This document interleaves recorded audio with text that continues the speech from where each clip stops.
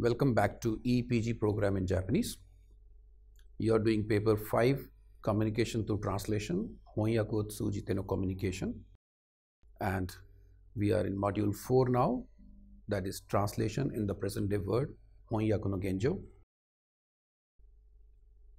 Let's recapitulate what we have done in the previous module. We did translation and translation studies. These two fields are not the new academic domains, but these fields have grown multifold in recent years owing to various factors. These factors are large-scale movements, migrations from one country to other country, from one culture to other culture. There have been various types of exchanges which have been increasing, and these exchanges bring in globalization and localization. Then word trade is playing a very major role, patenting regime, sanctions of various types, and the new factor, the terrorism. All these factors have made both translation and translation studies very significant. Now coming back to the translation studies per se, I can say that the translation studies per se only widens the gap between the studies, the experts of studies and practitioners, knowledge-rich scholars in their silos, and the resourceful practitioners in their workspaces may not show the convergence for some time. And the result is, at the moment there are two streams. One is primarily theory-based and the other is primarily applied category.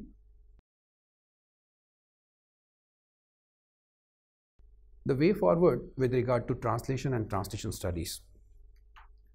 Translation and the translation study are triggered by the needs which are actually market generated. Even in the case of literature, sometimes author or the translators or a commoner feels like translating a particular piece of literature, but mostly even the literature demands come through the publishers and it's market driven. Part of these needs, I believe, will be met through machine aids also. Selective use of common languages for certain objectives will rationalize the needs. Selective use of common languages mean that English, Spanish have been common languages for quite some time of various regions in the world. But when two countries or two people of different cultures, they want to talk to each other, sometimes they come to an understanding that a particular language would be the common languages between the two. And even when the needs are rationalized, the demand will come down. Remaining needs will still be human dependent, and these needs are increasing and I believe will increase in time to come also. Now, both quality and quantity have been a question in the case of translation. So for Kaizen or improvement, continuous improvement on quality and quantity of translation, there are various things that are very important. Corpora development at different levels will be very beneficial. This includes the corpus at word level, corpus at compound term level, corpus at clause level, corpus at sentence level.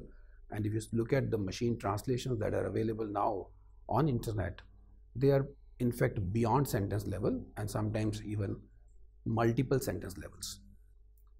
However, one factor remains lacking, that is the sharing of the resources. Therefore, the mechanisms of sharing these resources from the stage of development itself are desirable. Okay, let's start the module 4 now. Let me start with the introduction. There have been translation shifts, which we have talked a little bit in the previous module also. The translation originally was a state-sponsored activity which started with translation of religious texts. You may take it Buddhism or Christianity or even other religions. Mostly the state or the ruling emperor or the ruling areas, they sponsored it in one form or the other. From religion, the shift was towards literature, and the literature was primarily done by the academia. And thereafter, the translation became all-round, and this all-round is need-based, which includes legal, commercial, literature, scientific, technical, and even the literature also. There are various types of literature, for example, novel translation or poem translation. Most of these are now publisher-driven or private-driven efforts. Translation has always been transnational or transcultural. If you look at the translation process, say in India, you will find visible changes have occurred in translation as practice, as studies after 80s. Machine translation or machine aided translation or use of machine aids have come to act as interplay between theory and practice. There was a time when pencil was used to write the translation on a piece of paper. This piece of paper was given to a typist who will type on the typewriter. So from that age of pencil, paper, typewriter, it has moved to memory-based electronic typewriters. Electronic typewriter would mean that you have one or two lines or few lines going into the memory of the typewriter, and you can recall that memory. So there was a erasing mechanism available, and there was a retyping mechanism available on these electronic typewriters. This followed computer introduction, and you all are aware about the revolution that has taken place thereafter. Computer introduction means it is translation on the computer itself. Of course, it started with manual handwritten translation and given to a person who will type on the computer, who used to be called as desktop operators or DTP operators. Those things are now the old things, and today people are working on corpora creation as well as its uses simultaneously when they do the translation on the computer by themselves. Large-scale translation memories came in, and then internet translation aids are available now. Now a computer has got multi-screen scenario, or you call it desktop of a desk of a translator, and the translator does not even use the physical dictionary. All the dictionaries, all the corpora are available in the computer itself. Sometimes these words or the information is fetched right on the screen on which the matter is being typed out. Parallel auto and manual, individual and occasionally organized translation banks are under development. Auto means there are some softwares, they pick up the words which you translate once, or when you pull out a word, it goes into the memory of the bank itself, and it is stored. Any modification made by you is also stored there, and sometimes along with the track changes. Then the people are making, individuals are making efforts manually, and sometimes in an organized manner if it's a company or an organization where there is an organized setup of translators. Gradually there has been a shift to paperless flow right from the stage of receiving an order for translation and to the final delivery. There are three aspects in translation. One is the matter that is to be translated. This is the information, and this information has got a reality built therein. This means the accuracy in transferring the matter from original to the target is of prime importance and has to be maintained religiously. Second aspect is the professional knowledge and the skill, some people call it technology, of translator. A translator has got some facts, some ideas, corpora, some techniques which he has evolved or he or she has learned, and then he deploys certain tools to translate. Translator graduates in delivery in the order of accuracy, readability, and style. A different order, that means compromising with the accuracy and going to readability or style first, is not normal. Third, very important, is the peripheral knowledge of the translator.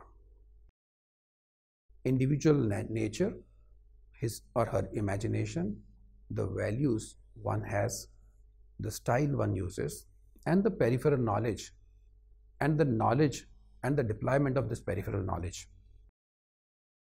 These are the important factors.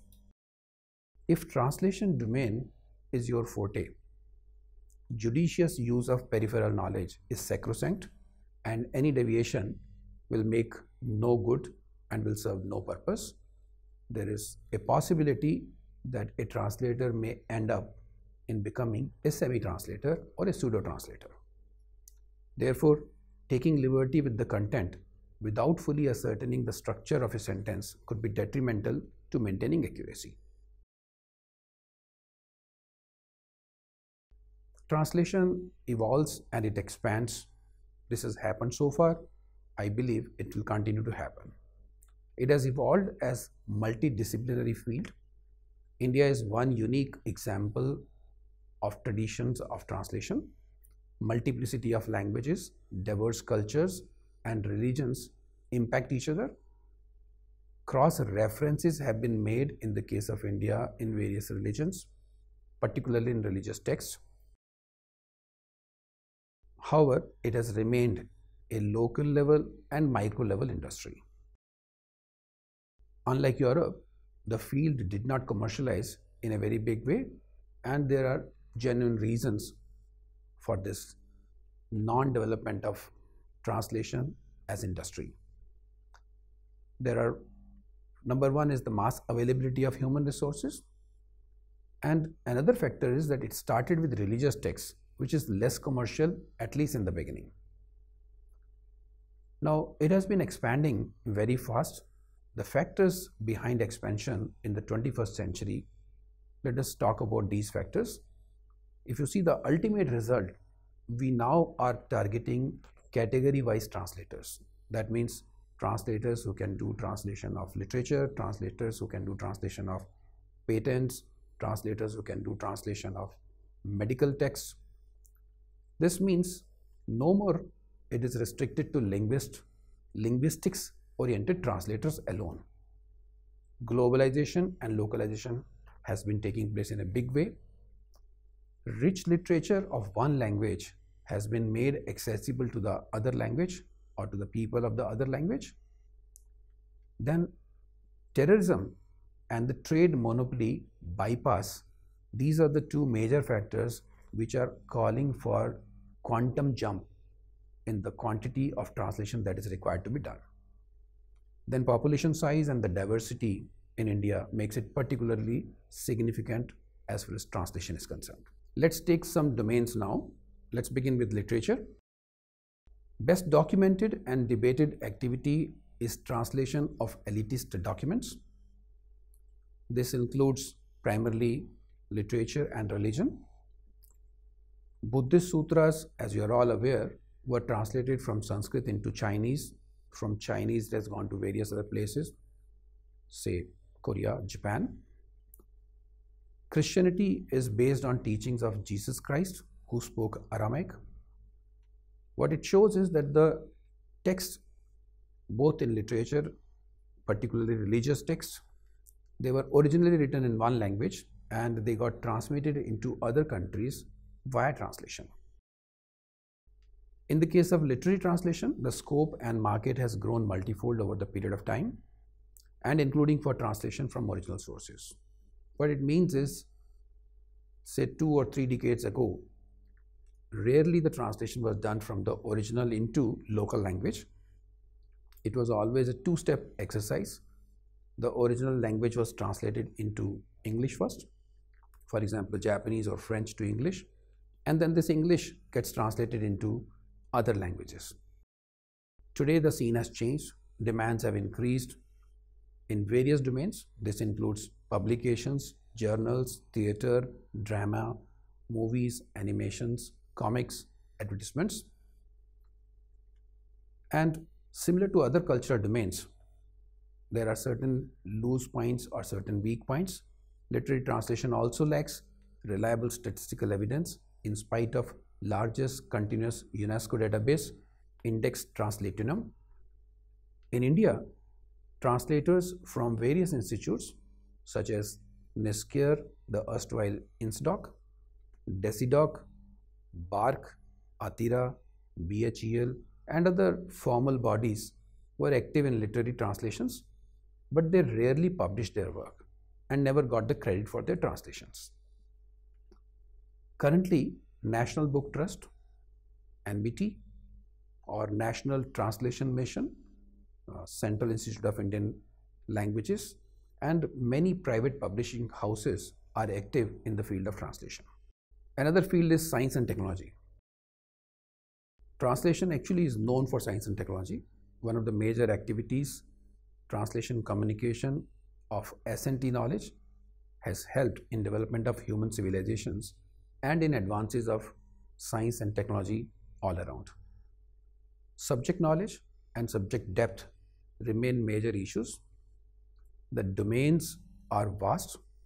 It does not end at physics, chemistry, biology. There are vast number of areas, and deeper knowledge is required in all these areas. The concepts are also evolving. This means even a person who knows science will have to keep updating himself. Therefore, accuracy is of utmost importance for transfer of content in target language in the case of science and technology. The content includes state-of-art reports, patents, experiments, various surveys, etc. Though implicit meanings are fewer, both source language and target language demand knowledge of subject-specific styles for clear understanding and rendering respectively. Audience in the case of science and technology could be only the specific user at times, sometimes a company, sometimes some particular experiment doing people, that means researchers, and it may include even the students of graduate and undergraduate levels. There is no doubt that the quantity of work available in the field of science and technology is enormous. Machine translation has come to play a big role because scientists are now using machine translation at least to find out whether the text which they want to get translated is relevant for them or not. Then corpora and data banks creation will continue and evolve also. At the moment, it is a weak sector, particularly in India. Let's go to the next domain, that is the legal. As the word grows, word starts interacting, differences also grow, and there comes the legal needs. Need for competent legal translators is greater than ever now. Market has driven lawyers taking over from linguist translators, from proofreading to rewriting to profession shift in 1990s, which I believe is a healthy trend in a way. What it exactly means is that initially when a translator does translation, it does not serve the purpose of the user. So he puts some junior or somebody to proofread the document. He sits with the translator, checks the original content and rewrite or proofreads the content. Gradually, some people found that they can probably serve better if they themselves do the translation. So this shift took place in 1990s, but linguist translators remain the mainstream still. Lawyers translators have a different perspective. They try to do some interpretation on their own. In the case of legal translations, the general theory gets applied, but general theory may not always hold good because accuracy demand is 100%. Style is different. Different means it is different than what style can be used in literature or science and technology. And another big factor is that the translation in the case of legal is considered or is deemed as original. Now, different from literature, there is no scope of interpretation extension. Some interpretation is required because no two concepts or no two ways of expressing a particular content in two different languages could be exactly same. So interpretation is definitely required, but interpretation extension is not allowed in the case of legal translations. Translation of legislation, treaties, conventions, judicial decisions, contracts, command authority only when these documents get approved and authenticated. General theory, as I said a while ago, is applicable. Within this general theory, legal translation theory, that is receiver oriented, is more applicable. However, there has been a call for establishing a new theoretical framework that is practice oriented through a subset of, though it will be a subset of general theory. Even in the international politics, if you see the documents that are signed, these are the treaties or these could be agreements. Originally, lingua franca, Latin, was used as common language till the Middle Ages in Europe. Then English and Spanish came to play a major role at international levels. And today, there are many more languages, and two parties who are signing normally decide at the time of agreement which language they would like to use as common language. Let's go to medicine and the trade. All those who have done translation will agree that medicine enjoys a special status. Reason is that it deals with human beings, it deals with their life and body. Therefore, it is one of the oldest fields of translation. There are positives and negatives.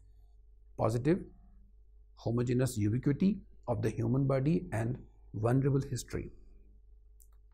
Negatives, the risk is huge and no compromise can be made. Many a times, to a non-medical person, the language appears to be Latin. There's an element of fascination because of these reasons, and sometimes because the incentives are also better. As far as the quantum of work is concerned, the quantity is huge. Medico-legal part makes it more complicated, which includes compliance. What it means is that you should have the knowledge of the medical terms, the subject, and also the compliance, that means legal matters. Going to trade, which includes the word trade, it can be very easily said that there's a huge network, vast network today. Even the countries who do not have very good relations, they have trade relations. That means minor or major, all the languages are covered when the trade is done between various nations. Usual requirements to counter one of the trade barriers, that is the language. That means translation is required. Then sometimes market research, adaptation, localization, import, export, and investment also needs huge translation. If one wants to utilize the incentives that are available in a particular area or in a particular country, then also translation is required, and compliance will call for translation. Organized and rational translation support required for HR and other managements also. Therefore, the quantity is huge. Language barriers or insufficiencies are usually the root cause of problems, and these need to be removed. The way forward. Let's see at the way forward. There are two dominating factors of recent times. One is the changing dynamics of the international scenarios. Till a while ago, it was difficult to imagine that Japan and Russia will sit together and try to resolve their issues. It's happening today. US and China dynamics will change with the change in the regimes and with the change in the geopolitics. Russia approaching Taliban has its again consequences of its own, of different types.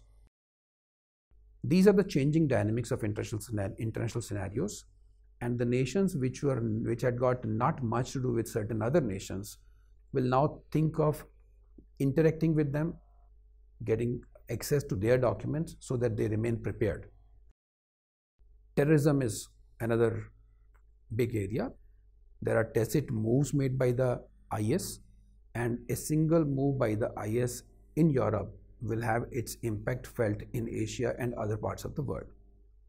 This means more and more exchanges in terms of document information are required. News gathering and typing of conversation in general, then breaking into terror networks. Once a terrorist is caught or an informer is caught, then questioning, then documentation with regard to these people, for example, filing of first information report or deporting documents, etc. They all require translation in a big way. This means there are new requirements and there is an increase in the quantum of work. Machine translation has been talked a lot in last few decades. In fact, it was anticipated that machine translation will replace translators and interpreters in 1990s. The developments have certainly been remarkable. However, if we look at the improvements that have taken place in the field of machine translation, it can easily be said that higher level improvements in machine translation have been daunting. Rather, it is limited to reuse of elements, clauses or sentences in true sense.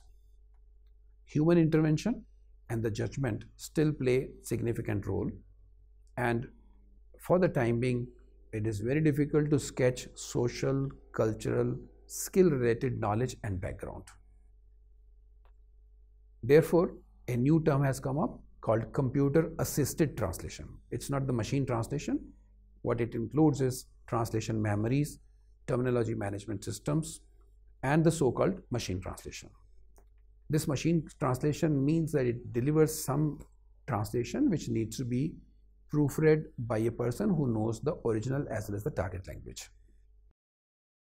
And machine translation is used depending on the type of text, possibility of reuse of previous translations, target text requirement, target text quality requirement, consistency in use of terms by one client, and at times translators work as part of teams of the client. At the end, let's see what are the driving forces. Number one, the economy part of the information and international compulsions. These are the two factors which have been driving the increase in the translation needs. Better understanding of needs and culture paves way towards customer satisfaction, which in turn improves trade and other exchanges. Automation has been taking place, but automation and development of resource persons will go in parallel for some time to come without any doubt. Most important factor, the accuracy and efficiency will be the key factors. With regard to the trends in India, it can be said that the direction is right. Some of the examples of implementations that have been made in India are remarkable. At national level, there is National Translation Mission. It has got the potential to boost the activity to further link the multilingual pluralism and cultural diversity. Then there are efforts made at institute levels. For example, ongoing translation training program at NISCARE. It's practical theory and its practice. It involves matrix and benchmarking.